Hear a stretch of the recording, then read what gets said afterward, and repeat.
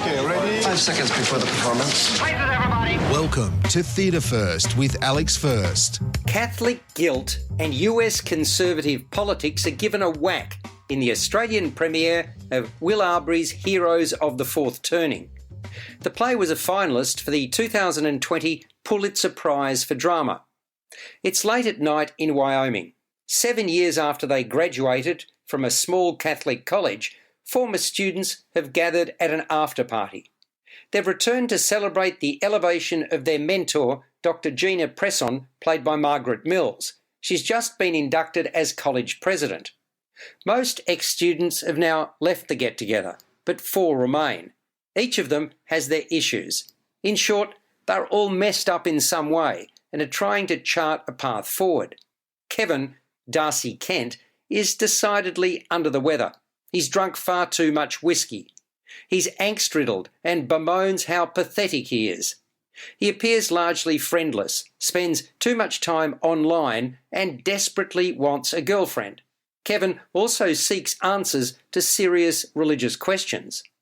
Justin, Charlie Cousins, is much older than the rest. He's now 38, and the shindig is at his place. He was seriously spooked after he shot an animal earlier that morning.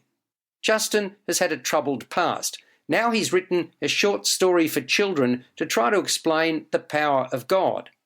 Emily, Molly Mooney, is Gina's daughter and afflicted by pain, which has left her all but bedridden lately. She walks with the aid of a cane. Well-meaning and caring, she's prone to being overwhelmed. Kevin has a romantic interest in her.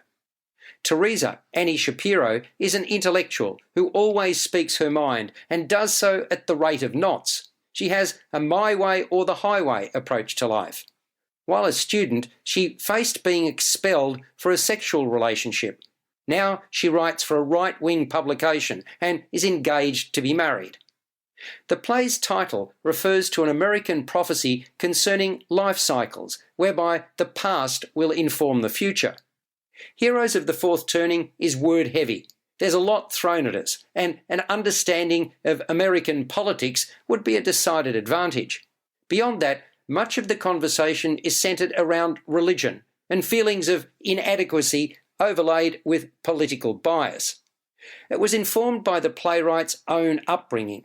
Will Arbery was raised by Catholic conservative academics who taught at a school in Wyoming similar to the one in the play.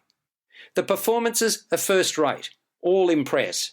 Darcy Kent milks every skerrick of self-loathing out of his representation of dweeb Kevin. Charlie Cousins is solid as the man who's worked through a great deal.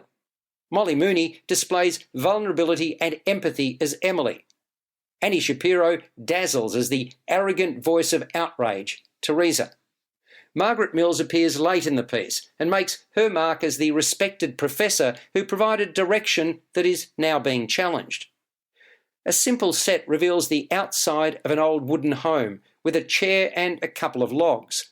Although powerful, insightful and very well acted, Heroes of the Fourth Turning won't suit all tastes. I appreciated it, but I dare say some will find the patter too wearing and a tad circular. It's also longer than it needs to be at 2¼ hours, excluding interval. Still, I was left with the unmistakable feeling that religion and politics have a lot to answer for. Directed by Emily O'Brien Brown, Heroes of the Fourth Turning is playing at Red Stitch Theatre in St Kilda in Melbourne until the 10th of April 2022. You've been listening to Theatre First with Alex First. Available at Apple Podcasts, Google Podcasts, Spotify, iHeartRadio, or your favourite podcast player. You can also stream on demand at Bytes.com. This has been another quality podcast production from Bytes.com.